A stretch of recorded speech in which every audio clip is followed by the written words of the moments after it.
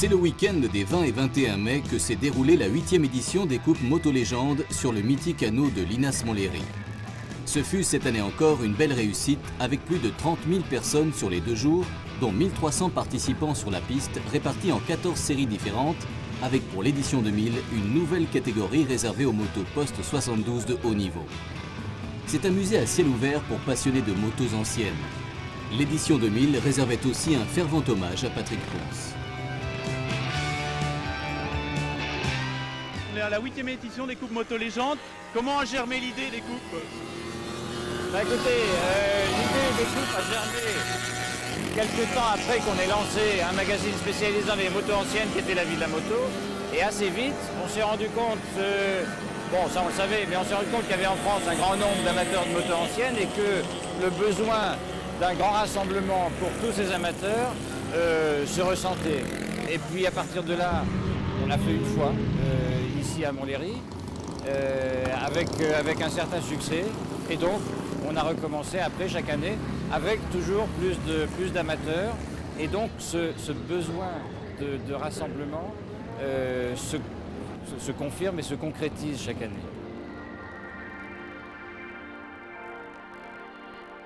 Alors là, de Montlhéry, il y a plusieurs raisons. La principale, je dirais, c'est son côté historique. Hein, il a été construit il y a longtemps, puisqu'il date de 1924. Et de façon tout à fait exceptionnelle, il est encore dans sa configuration d'origine. Donc ça, c'est une raison essentielle, parce qu'on se retrouve dans un contexte donc, tout à fait propice à développer ce patrimoine, cette culture que représente la moto ancienne, cette histoire.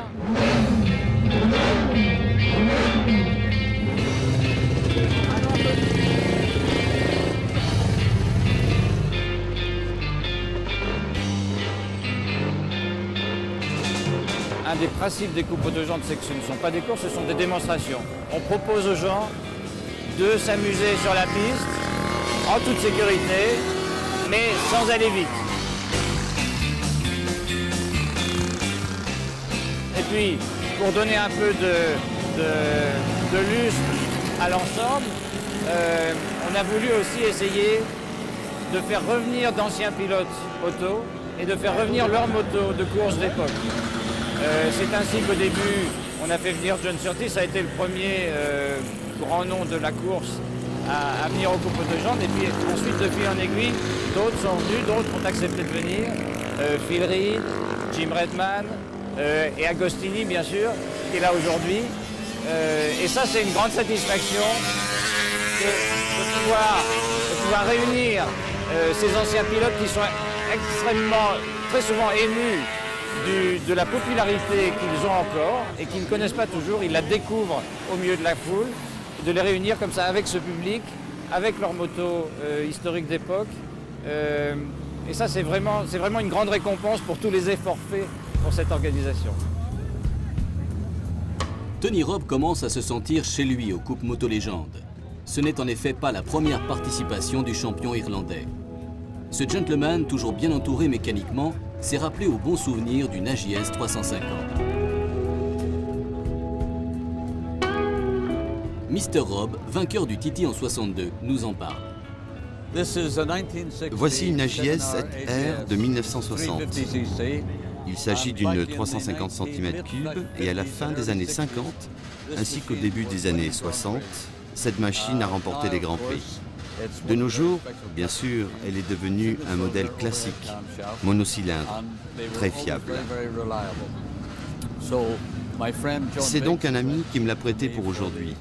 Mais j'ai maintes fois piloté la JS 7R. En 1959, 60 et 61, j'ai piloté une AJS et une Matchless. La Matchless était une version 500 cm3 de l'usine AMC et la JS était la version 3,5.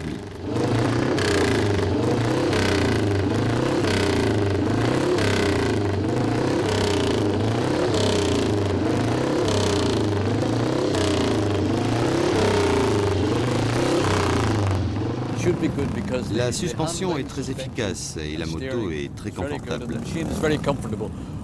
De plus, avec ce renfoncement dans le réservoir, vos genoux se retrouvent dans la ligne de la moto et l'air enveloppe littéralement vos jambes. Bien sûr, le moteur ne peut être poussé que jusqu'à 7400-7500 tours, tandis que les 4 cylindres modernes vont jusqu'à 14, 15 ou 16 000 tours. C'est une 350 cm3 qui atteint une vitesse, je pense, de 200 ou 210 km/h.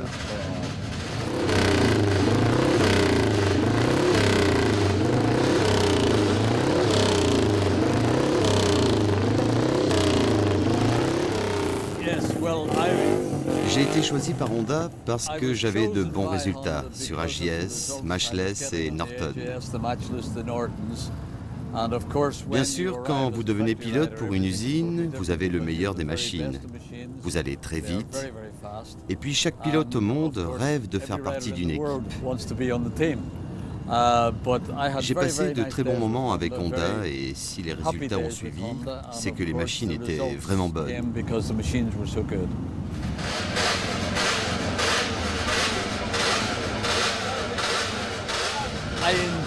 J'aime piloter. Et quand vous vous retrouvez sur un circuit, soudain vous vous sentez rajeunir de 30 ans et vous voulez aller plus vite. Mais évidemment là-dessus, vous ne pouvez pas tourner plus vite. C'est la même chose dans toutes les carrières. Vous vous retrouvez sur un circuit que vous connaissez et cela vous ramène 30 ou 40 ans en arrière. La mémoire revient.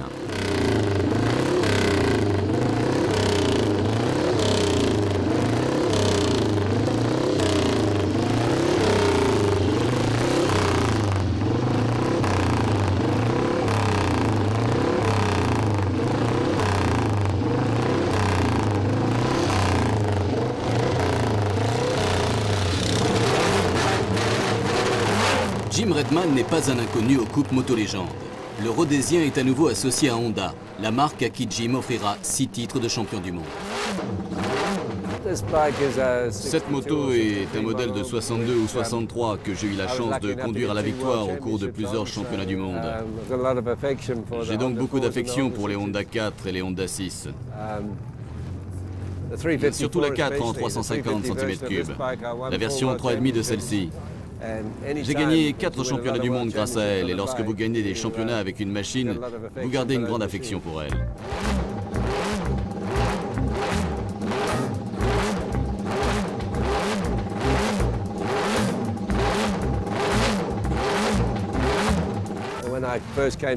Quand je suis venu en Europe pour la première fois, j'avais l'ambition de courir pour une usine. Et cela m'a pris 2 ans et demi de course dans toute l'Europe. Vous deviez acheter vos propres Norton et les piloter avec succès pour être le meilleur indépendant, afin que les usines vous choisissent quand le temps était venu pour elles de prendre un nouveau pilote.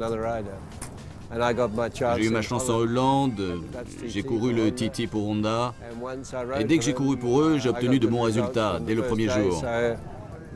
Alors ils m'ont gardé sur toutes les courses en 1960. Et en 61, j'ai eu un contrat avec eux. Je suis devenu pilote à part entière et j'ai entamé ma carrière pour de bon.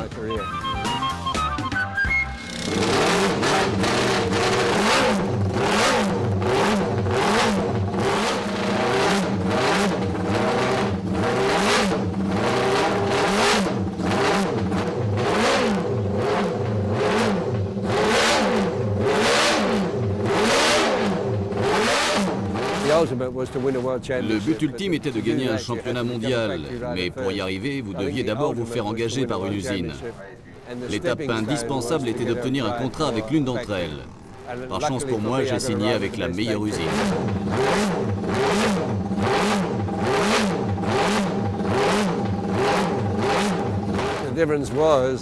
La différence avec la période où je pilotais des Norton, c'était qu'à l'époque, je courais avec environ 25 pilotes de talent et d'expérience similaires aux miens. Et tous les week-ends, j'essayais de les battre.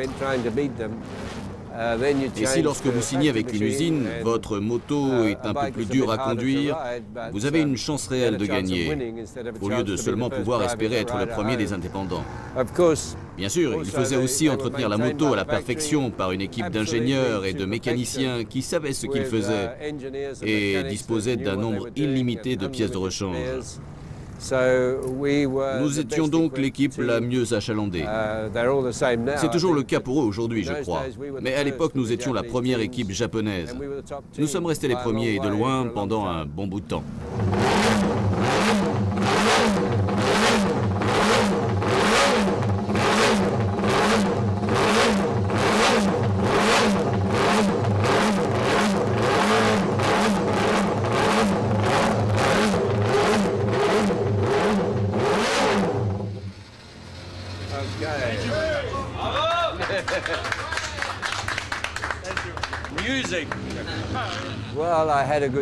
C'est vrai que j'avais une bonne équipe, mais je devais aussi me débrouiller tout seul lorsque j'étais indépendant.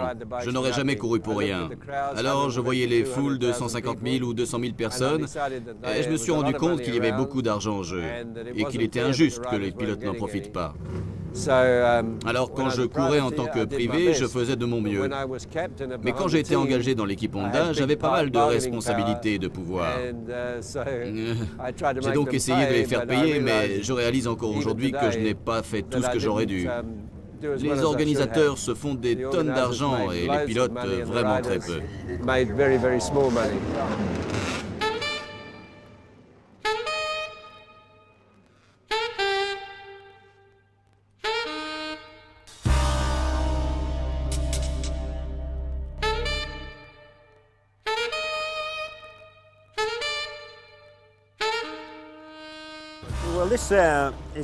C'est une Norton très spéciale qui date de 1960, la dernière œuvre de Norton.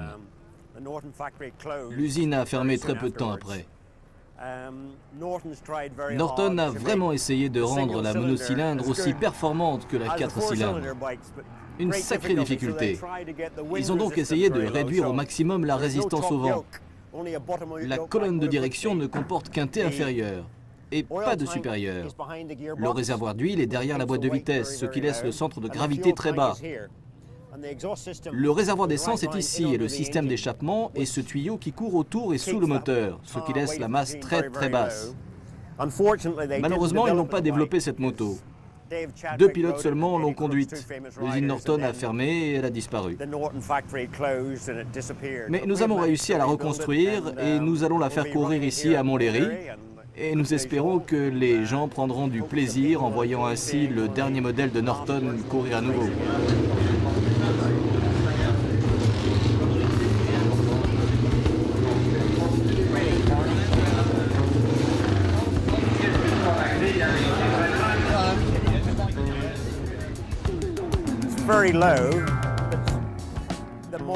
Les motos actuelles de Grand Prix ont aussi un guidon très bas. Cette technique fut utilisée aussi par Moto Guzzi. Évidemment, plus vous êtes bas, meilleure est votre pénétration dans l'air. Vous pouvez ainsi gagner beaucoup de vitesse.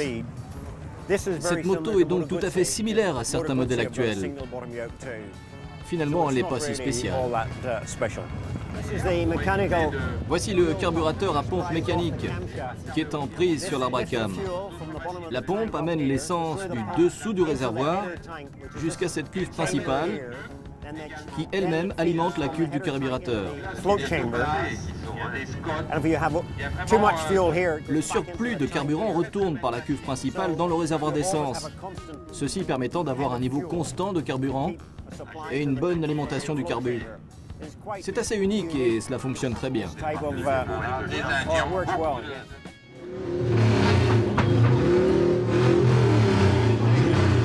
Le moteur a été totalement refait et le cadre a été repeint. Nous avons fabriqué ce panneau ici qui manquait, mais toutes les pièces du guidon et les poignées sont originales. Nous avons évidemment refait le revêtement du siège afin de l'embellir, mais dans l'ensemble, on peut dire qu'elle est exactement comme l'original. Rare est un mot qui colle bien au personnage de Sammy Miller. Ce charmant gentleman nous avait déjà présenté, lors d'une précédente édition, un autre prototype Norton, la Niller. Sammy est aussi l'heureux propriétaire d'un musée consacré à la moto dans le sud de la Grande-Bretagne, à New Milton, entre Southampton et Bournemouth. En plus de la Lowboy et de la Niller, vous pourrez voir plus de 200 autres motos restaurées par l'atelier du musée Sammy Miller. Pour les coupes, Sammy est aussi venu avec une réplique de Gilera toute neuve fabriquée par le Britannique Dave Kay. reprenant les codes d'un modèle 500 cm3 de 1957. C'est sur ces mêmes machines que Phil Reed commença sa carrière de pilote d'usine dans la Scuderia Duke. Vous pouvez en acheter une, vous aussi, toute neuve, pour quelques 70 000 livres.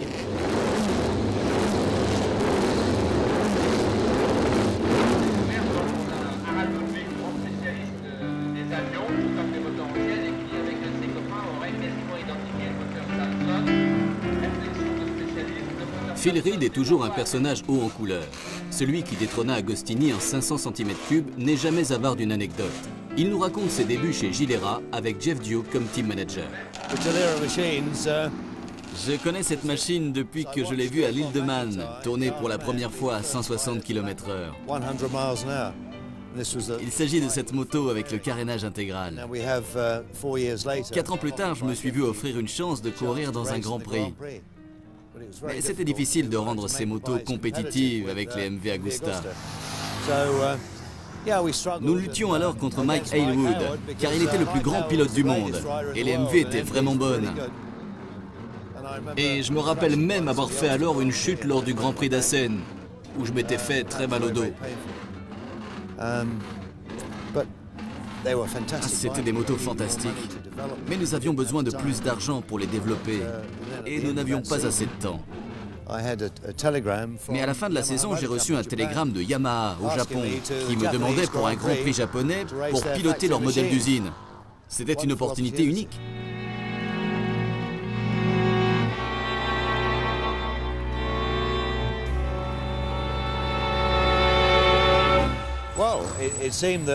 Il semble qu'Agostini n'ait pas eu autant de chance avec les machines.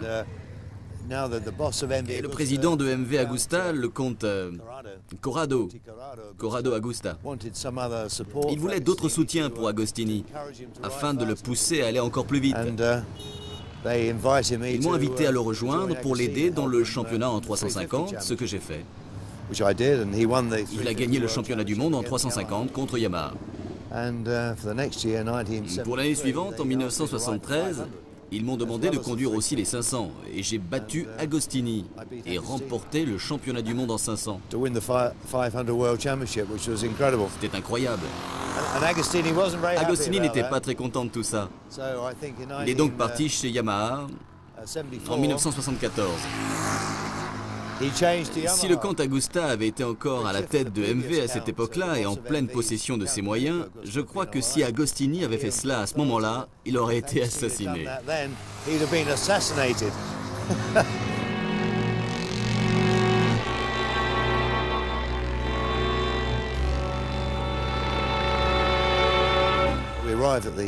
Alors voilà, nous participons au Grand Prix de Finlande et je dois gagner en Finlande.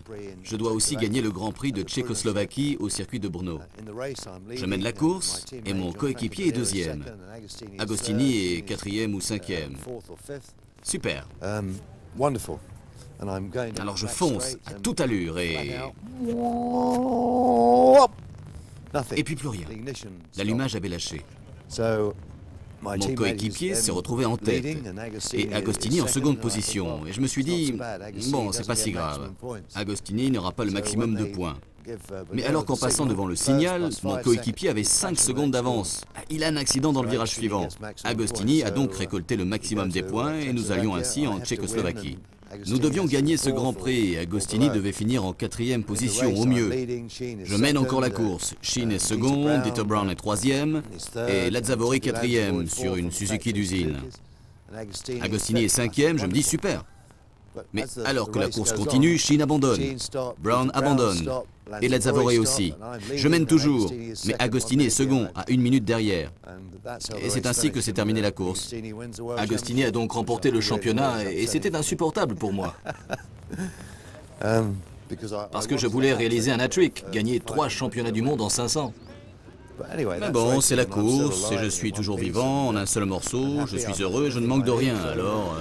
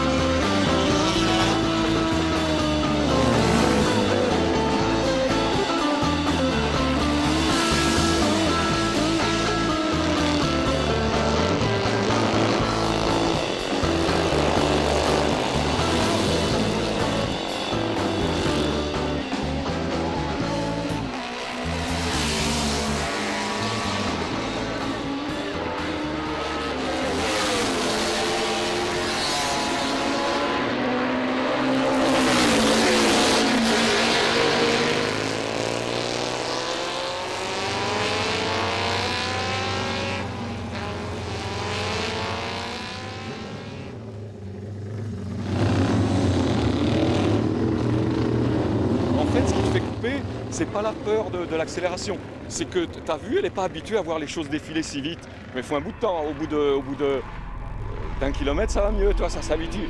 Mais tu accélères et tu vois les choses qui grossissent comme ça. Là, il y a un freinage. Bon, il y a plein de gens qui sont tombés, alors il faut slalomer entre les taches d'huile un petit peu. Là, on sort accélération, on va vite à l'extérieur pour prendre un beau gauche là, de truc. Voilà, hop, ça passe bien. Et là, on se met à accélérer. On passe, hop, de l'autre côté de la piste, il y a un peu de goudron. Et la grande accélération, on a l'impression d'avoir un zoom dans les yeux. Vous voyez, regardez à la vitesse où arrive le pont, comme un zoom de caméra. Voilà, là, c'est très dur à freiner parce que la moto est penchée, il ne faut surtout pas qu'il y ait des robes. Restez bien à l'extérieur pour prendre une petite courbe là, et là, hop, on accélère, regardez le contour, hop, et là, pleine accélération, regardez, hop, tous les régimes, 2, 3, 4, et là, on va d'un seul coup, on appelle ça le goulet, et là, on va apparaître dans l'immensité de l'anneau, hop, on arrive, il y a tout l'anneau qui s'ouvre devant soi, on arrive dans une chicane très serrée, freinage sur le ciment, ça tient très bien parce que le ciment abrasif, on l'a, 2 pilotes devant, donc on fait un petit peu gaffe pour ne pas les gêner, hop, on prend l'extérieur. Et là, on va essayer de remonter en haut de l'anneau pour quand même voir la chicane. Parce que c'est vachement sympa de plonger. Vous voyez, j'essaie de remonter un petit peu. Très haut. Et hop, on replonge dans cette chicane, mais on arrive tellement vite. Encore un pilote, on fait un petit peu attention. Regardez à l'accélération comme ça pousse. Oui, regardez, hop, on prend l'intérieur. Et là, j'ai pas pu monter très haut parce qu'il y avait un pilote pour ne pas le gêner quand même. Deuxième chicane où on arrête très vite. Un pilote au milieu, c'est toujours délicat. Hop, et là, l'accélération, hop, on repasse à côté. Et là, on sent la puissance. Voilà, et là, ça peut. Regardez, alors là, on saute, c'est tellement bosselé, et d'un seul coup, regardez, on va arriver sur la traçoire, hop, c'est nickel.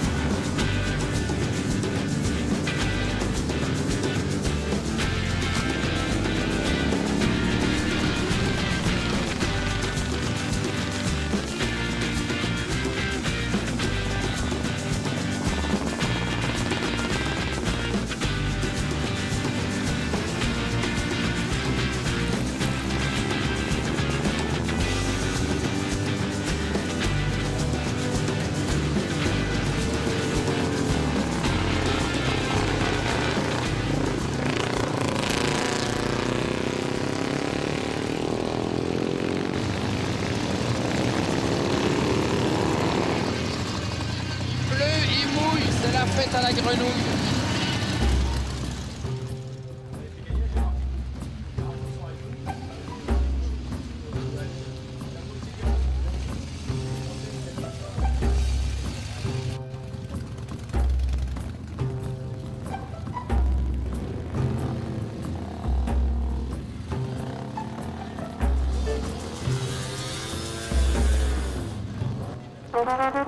Une des expos très fréquentées lors de ces coupes était celle proposée par Ducati. Le musée de Bologne avait déplacé quelques très belles motos.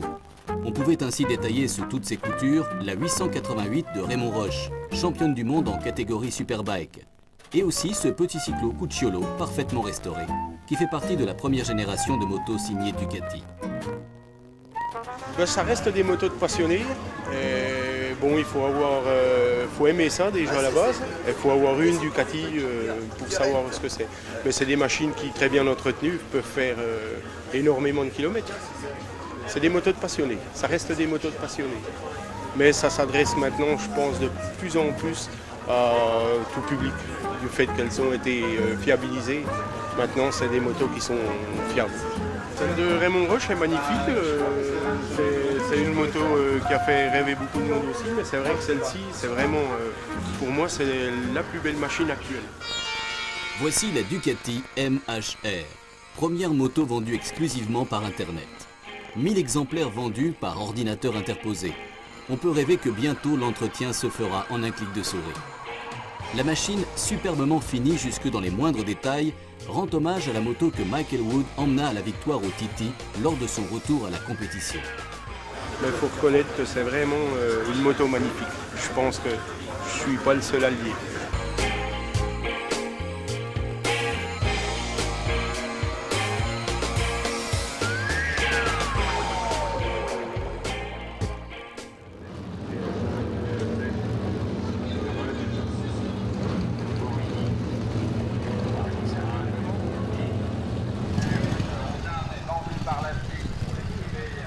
Le trial à l'ancienne est d'abord le sport le moins coûteux de la moto ancienne et ça permet à des bricoleurs d'essayer sur le terrain tout ce qu'ils peuvent faire dans leur garage. Et par ailleurs, pour toutes les motos anglaises anciennes, il y a quand même tout un marché de refabrication de pièces et même de développement de pièces nouvelles, curieusement. Et donc ça se lave très bien d'un coup de jet et c'est pas du tout un problème de les sortir par ce temps. C'est même une grande partie du plaisir. Donc vous avez par exemple ici une AJS de 1959 qui est la réplique exacte des motos qu'on trouvait en championnat du monde à l'époque.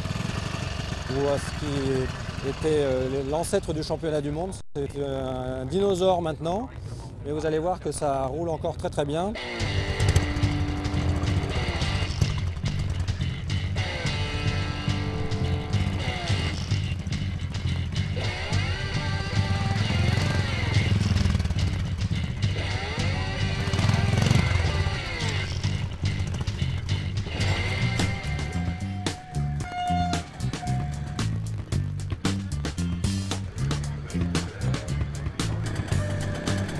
Je représente l'amicale des motos MZ et des motos des pays de l'Est. L'amicale est créée depuis une dizaine d'années. Elle a pris la suite, après une légère interruption, du club MZ de France. Si bien que depuis plus de 25 ans, je suis dans les MZ. MZ, c'est les motos d'hier et les motos d'aujourd'hui, puisque nous couvrons la période après-guerre 45 jusqu'à aujourd'hui, où il y a des MZ en course, dans le Paris-Dakar par exemple. Et la RT 125 moteur 4 temps est une petite réussite qui, j'espère, aura un grand succès. Alors là, je voudrais surtout vous présenter celle qui est la plus connue, la Chameau. Alors la Chameau, c'est une 250 qui a été célèbre par toutes les randonnées qui ont été faites avec à travers le monde et qui tourne encore.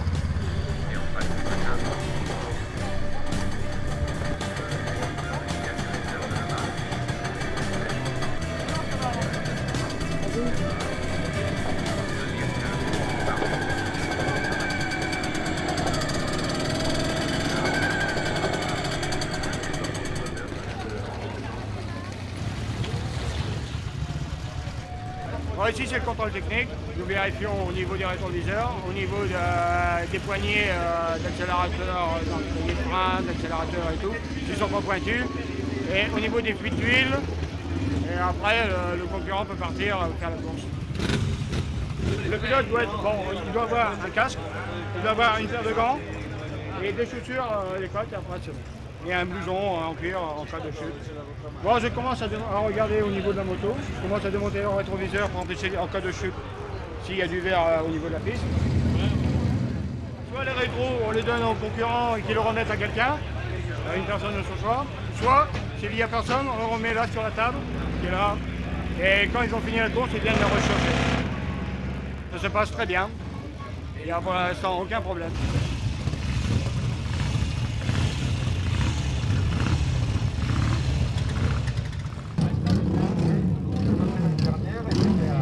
C'est vrai que j'étais jamais venu, donc j'ai dit qu'il faut venir faire un tour, au moins essayer de se rendre compte ce qu'étaient les 500 il y a 15 ans, il y a 20 ans. C'est sûr que les motos ont complètement changé, mais c'est super sympa justement de venir voir un petit peu les vieilles motos et puis les anciens pilotes avec qui j'ai toujours de toute façon de bonnes relations. Pour la 3e édition de Motosalon, exposition, vente, club. Yamaha, principal partenaire de l'événement, en plus de l'expo consacrée à Patrick Ponce, avait permis l'organisation de la grande parade qui ouvrit la piste à 1000 motards possesseurs d'une moto signée des 3 diapasons.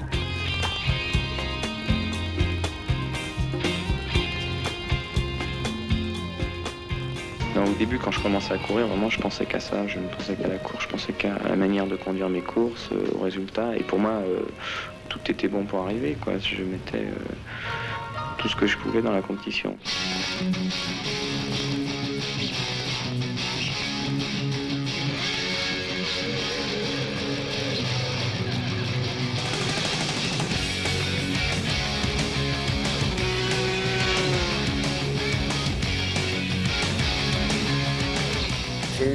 J'ai eu la chance et le très grand bonheur de pouvoir démarrer un jeune en 72, fin 72.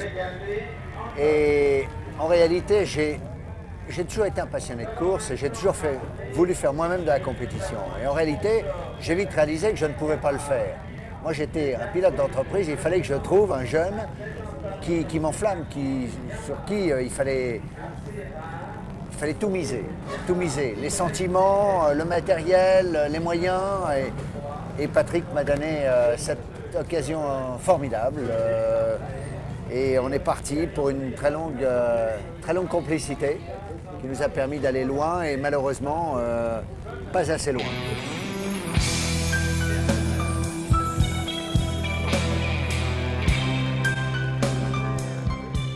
Je crois que une première fois où je l'avais vu, Patrick Ponce, c'était ici.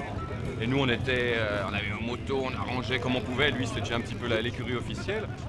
Donc ça met des souvenirs. À un moment, j'ai vu une tente, il y avait pas mal de motos qui étaient vraiment dans son jus. Tout est allé là. Pendant un petit moment, ça m'a fait penser à tant d'années en arrière. Et c'était pratiquement l'ambiance qu'il y avait.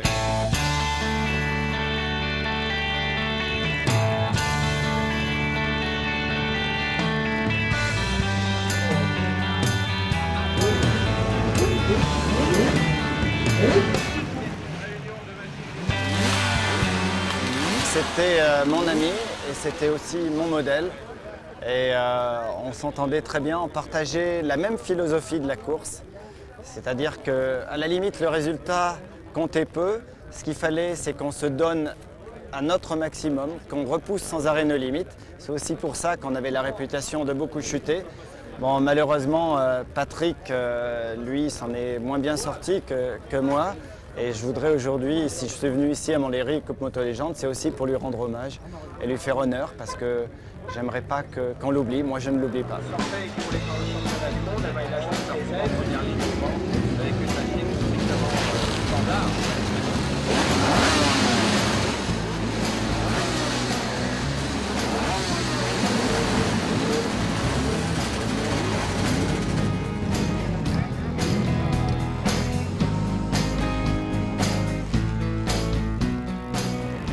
Ponce avait une grosse personnalité, je veux dire, il a amené le renouveau de la moto. Il y a eu deux ères dans la moto jusqu'à 78, c'est ce qu'on appelait le Continental Circus.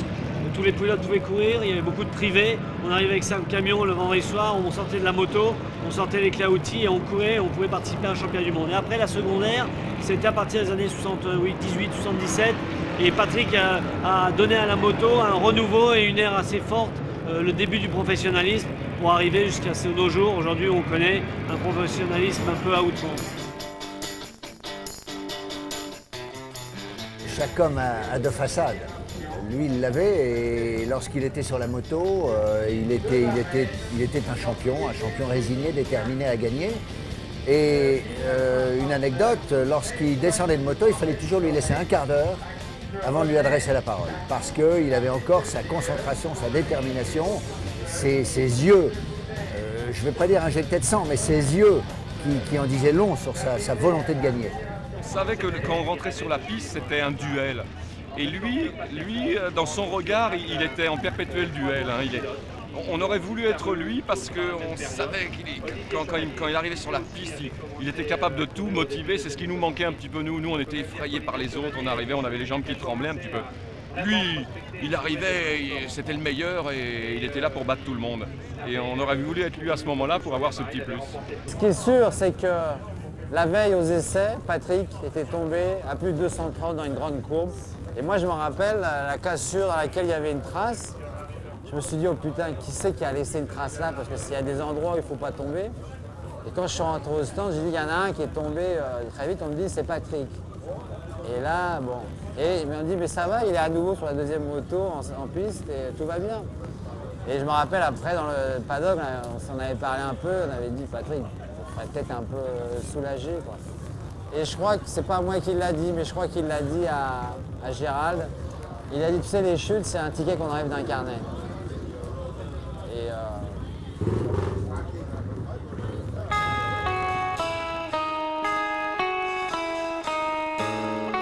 j'ai vécu avec une telle intensité ces dernières années que moi, mon but, c'est de profiter de la vie le plus possible et surtout vivre dans ma passion.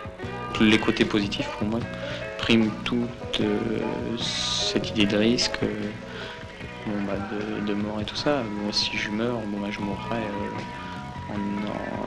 en ayant couru pendant 10 ans, ce qui est fabuleux, quoi.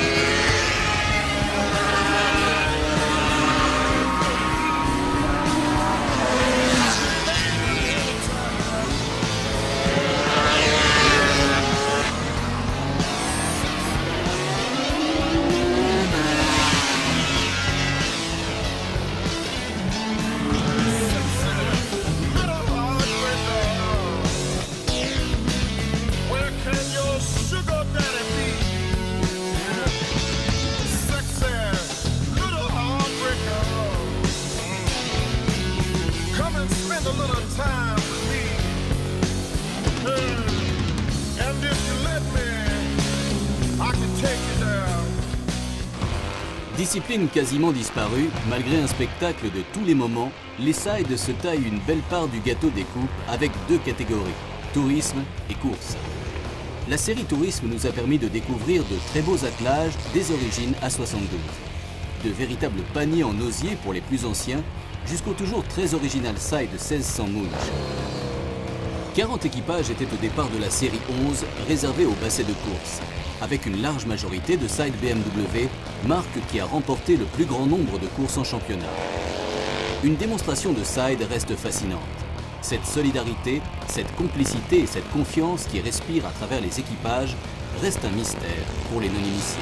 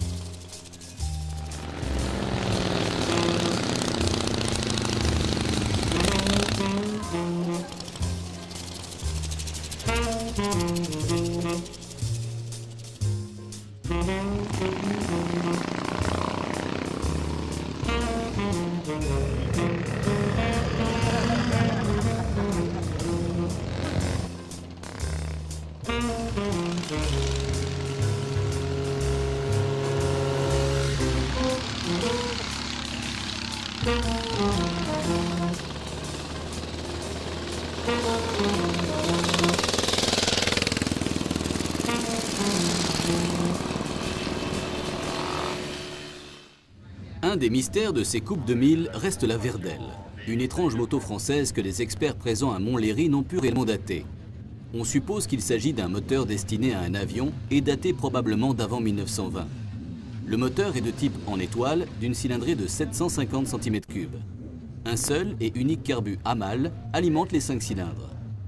L'allumage est de type batterie-turbine avec la batterie placée à l'arrière du cadre et la bobine entre les 2 cylindres inférieurs. On remarque tout de suite la fragilité du cadre au vu de l'importance du moteur.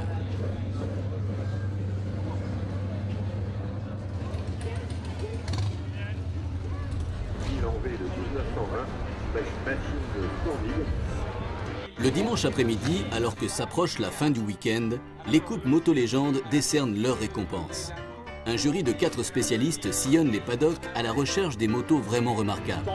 Cette année, le trophée des clubs change de main comme le veut la tradition et passe du Moto Beckham Club de France au Rétro Moto Club de l'Est pour la qualité et la grande variété de ses restaurations.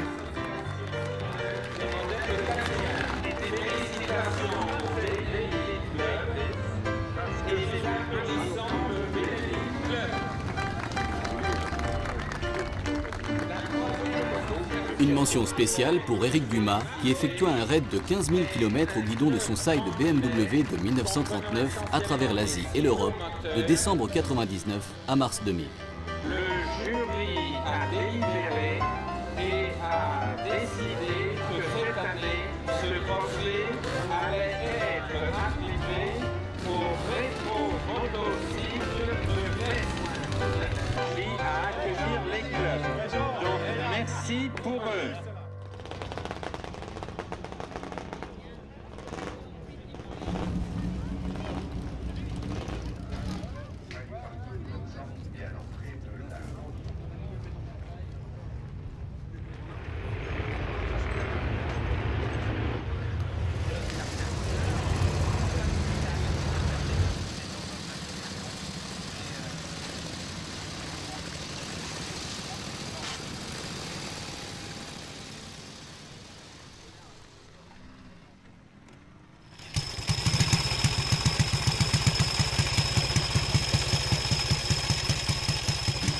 Les coupes sont devenues au fil du temps le plus grand événement de motos anciennes en Europe.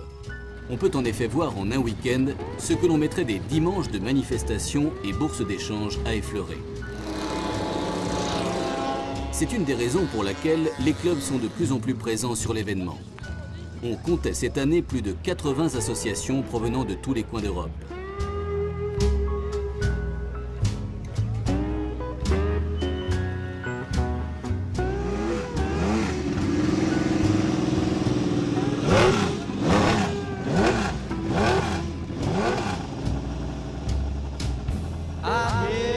On peut dire que l'ambiance y fut chaleureuse pendant le week-end. C'est un endroit privilégié pour y découvrir des motos exceptionnelles, mais aussi discuter de cette passion des 2 roues commune à tous les spectateurs.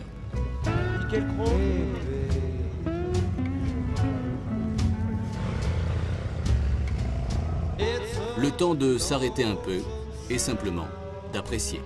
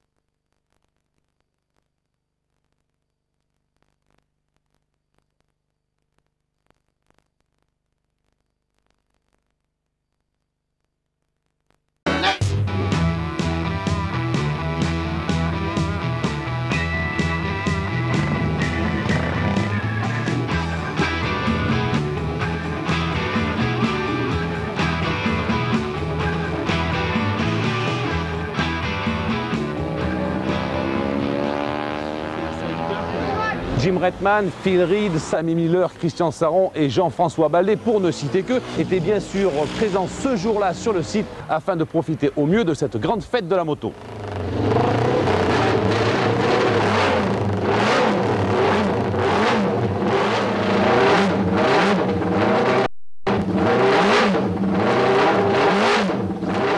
This bike is a 62 or 63 model, which I was lucky enough to get 2 World Championships on, so I've got a lot of affection for the Honda 4s and the Honda 6s. The 354 especially, the 350 version of this bike, I won 4 World Championships, and any time that you win a lot of World Championships on a bike, you got a lot of affection for those machines.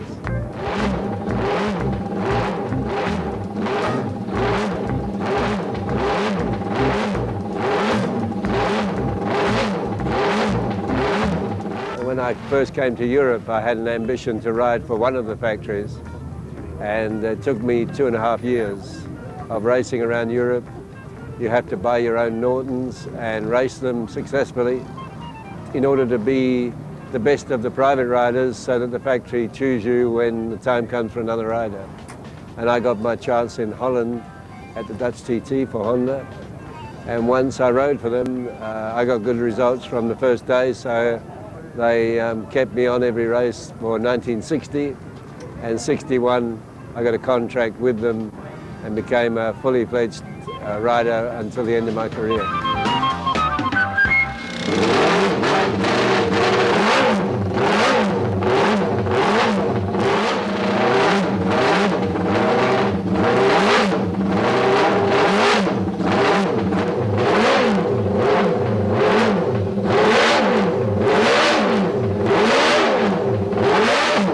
The ultimate was to win a world championship, but to do that you had to become a factory rider first.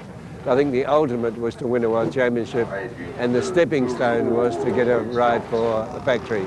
And luckily for me, I got a ride with the best factory.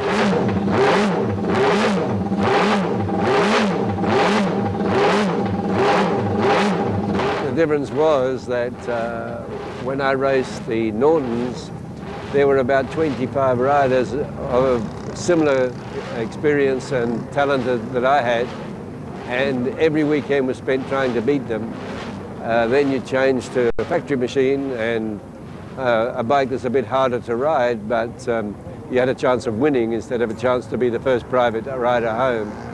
Of course, also they were maintained by the factory absolutely to perfection, with engineers and mechanics that knew what they were doing and unlimited spares. So we were the best equipped team. They're all the same now, I think, but in those days we were the first of the Japanese teams, and we were the top team by a long way for a long time.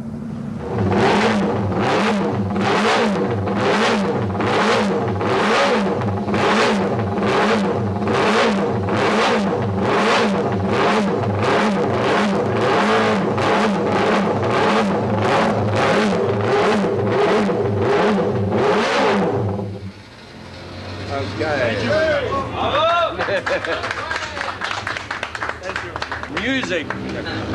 Well, I had a good team, but I also had a standard for myself. When I was a private rider, I wouldn't ride the bikes for nothing. I looked at the crowds, 150, 200,000 people, and I decided that there was a lot of money around and that it wasn't fair that the riders weren't getting any. So when I was a privateer, I did my best. But when I was captain of the Honda team, I had big bargaining power, and so I tried to make them pay, but I realized even today that I didn't do as well as I should have. The organizers made loads of money and the riders made very, very small money.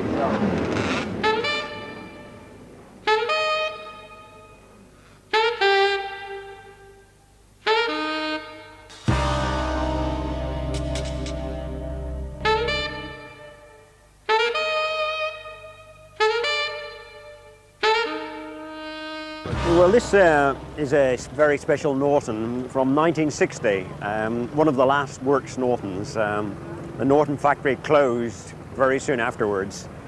Norton's tried very hard to make the single cylinder as good as the four-cylinder bikes, but great difficulty. So they try to get the wind resistance very low. So there is no top yoke, only a bottom yoke like Moto Guzzi. The oil tank is behind the gearbox, which keeps the weight very, very low. And the fuel tank is here. And the exhaust system goes right round in under the engine, which keeps the tire weight of the machine very, very low. Unfortunately, they didn't develop the bike because Dave Chadwick rode it and Eddie Crooks, two famous riders, and then the Norton factory closed and it disappeared. But we have managed to rebuild it, and we'll be running it here at Montlhéry and Coupe de Légion, and hope the people will enjoy seeing one of the last Works Nortons race again.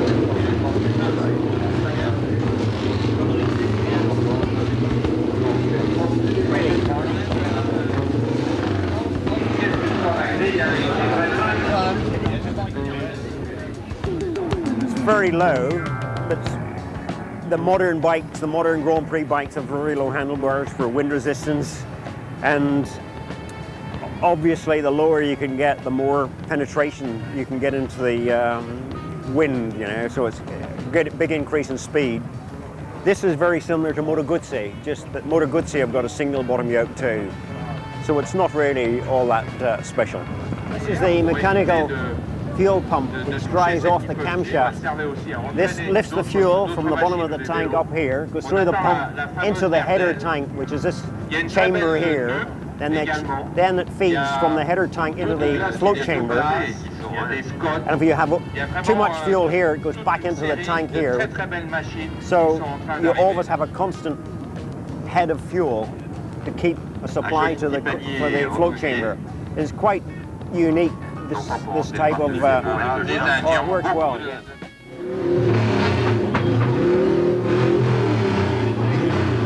The engine's been totally rebuilt. All the frame has been repainted. We made this panel here, that was missing, but all the yokes and the handlebars, that is all original. So we recovered the seat, of course, and made, you know, it looked pretty, but generally speaking, it's as the original. Rare est un mot qui colle bien au personnage de Sammy Miller. Ce charmant gentleman nous avait déjà présenté, lors d'une précédente édition, un autre prototype Norton, la Niller. Sammy est aussi l'heureux propriétaire d'un musée consacré à la moto dans le sud de la Grande-Bretagne, à New Milton, entre Southampton et Bournemouth. En plus de la Lowboy et de la Niller, vous pourrez voir plus de 200 autres motos restaurées par l'atelier du musée Sammy Miller. Pour les coupes, Sammy est aussi venu avec une réplique de Gilera toute neuve fabriquée par le Britannique Dave Kay, reprenant les codes d'un modèle 500 cm3 de 1957. C'est sur ces mêmes machines que Phil Reed commença sa carrière de pilote d'usine dans la Scuderia Duke. Vous pouvez en acheter une, vous aussi, toute neuve, pour quelques 70 000 livres.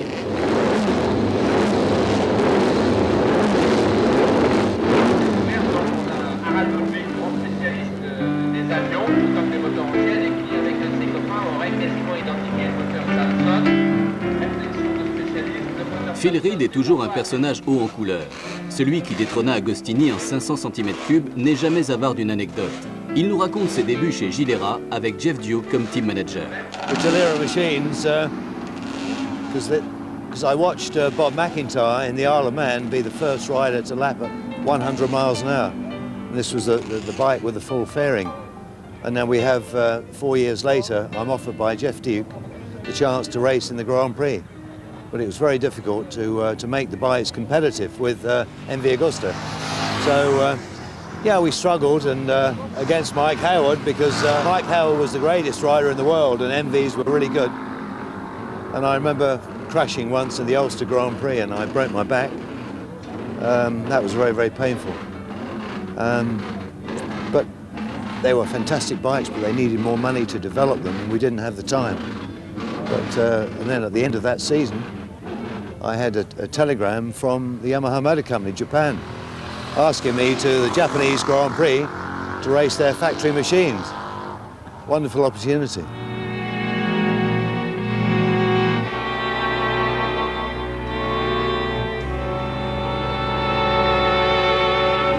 Well, it seemed that that Agostini was not so happy with the machine, and now that the boss of MV Agusta, Count Conti Corrado Agusta, wanted some other support for Agostini to encourage him to ride faster. And they invited me to join Agostini, help him in the 350 Championship, which I did, and he won the 350 World Championship against Yamaha. And for the next year, 1973, they asked me to ride the 500 as well as the 350. And I beat Agostini to win the 500 World Championship, which was incredible. And Agostini wasn't very happy about that. So I think in 1974, he changed to Yamaha, which if the previous Count, the boss of MV's, Count Domenico Agusta, had been alive, I hear on good authority that if Agostini had done that then, he'd have been assassinated.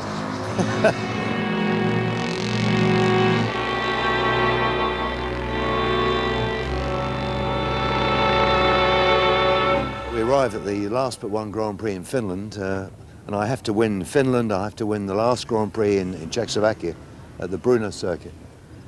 In the race I'm leading, and my teammate Gianfranco Banera is second, and Agostini is third, Sheen is fourth or fifth. Wonderful.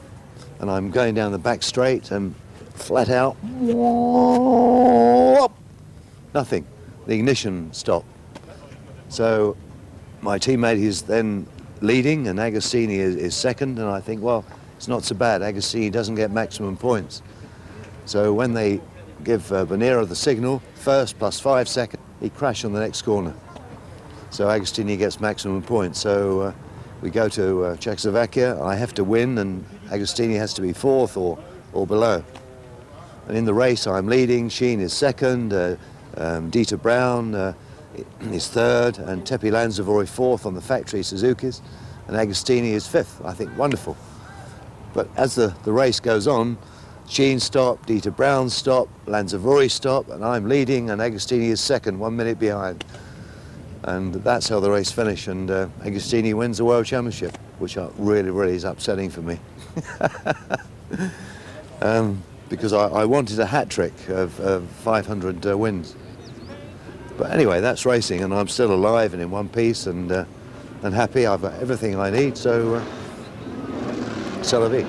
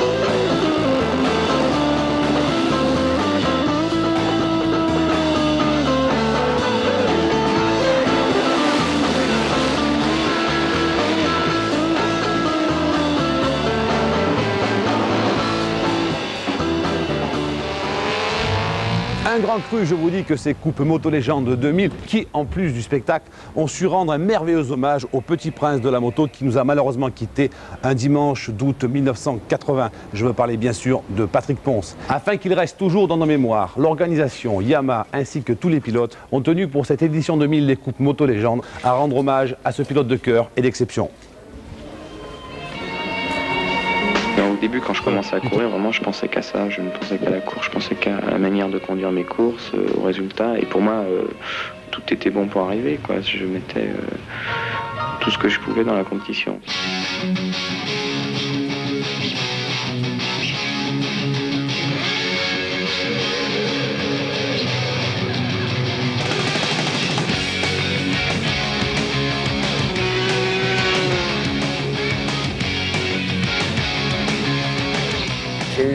J'ai eu la chance et le très grand bonheur de pouvoir démarrer un jeune en 72, fin 72.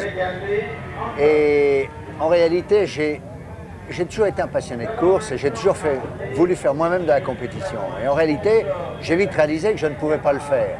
Moi, j'étais un pilote d'entreprise, il fallait que je trouve un jeune qui m'enflamme, sur qui il fallait tout miser, les sentiments, le matériel, les moyens. Et Patrick m'a donné cette occasion formidable. Et on est parti pour une très longue complicité qui nous a permis d'aller loin et malheureusement pas assez loin.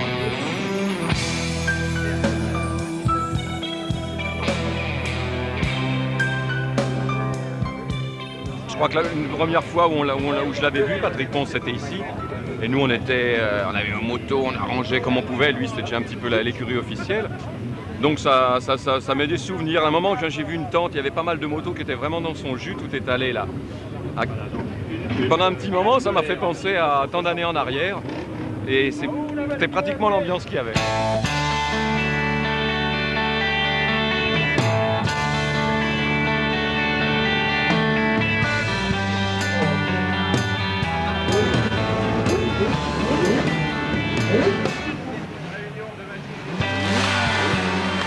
C'était mon ami et c'était aussi mon modèle. Et on s'entendait très bien, on partageait la même philosophie de la course. C'est-à-dire qu'à la limite, le résultat comptait peu. Ce qu'il fallait, c'est qu'on se donne à notre maximum, qu'on repousse sans arrêt nos limites. C'est aussi pour ça qu'on avait la réputation de beaucoup chuter. Bon, malheureusement, Patrick, lui, s'en est moins bien sorti que moi. Et je voudrais aujourd'hui, si je suis venu ici à Montlhéry, Coupe Moto Légende, c'est aussi pour lui rendre hommage et lui faire honneur parce que j'aimerais pas qu'on l'oublie. Moi, je ne l'oublie pas.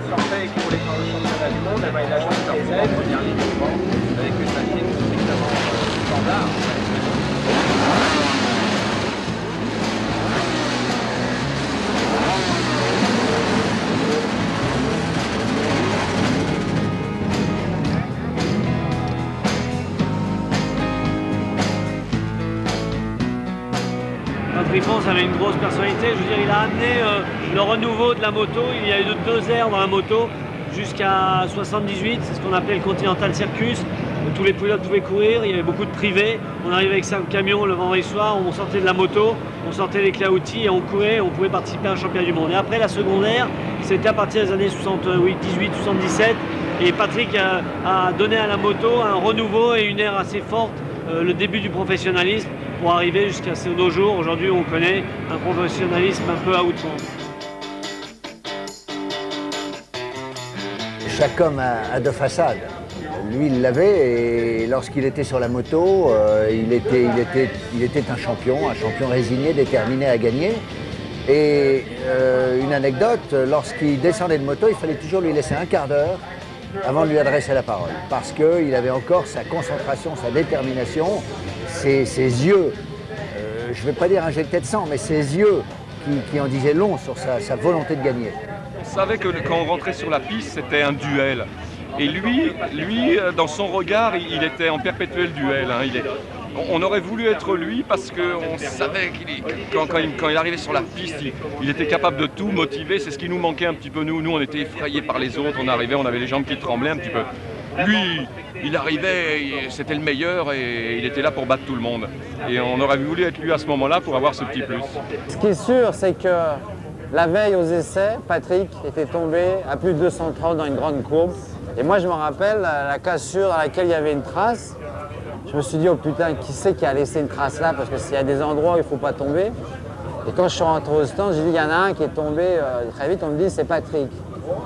Et là, bon, et ils m'ont dit, mais ça va, il est à nouveau sur la deuxième moto en piste et tout va bien.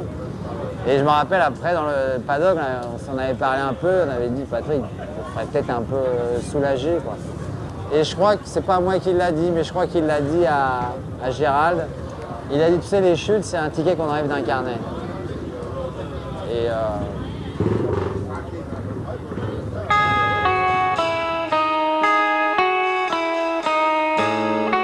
j'ai vécu avec une telle intensité ces dernières années que moi, mon but, c'est de profiter de la vie le plus possible et surtout vivre avec, dans ma passion. Les côtés positifs, pour moi, priment toute cette idée de risque, de mort et tout ça. Bon, si je meurs, je mourrai en ayant couru pendant 10 ans, ce qui est fabuleux, quoi.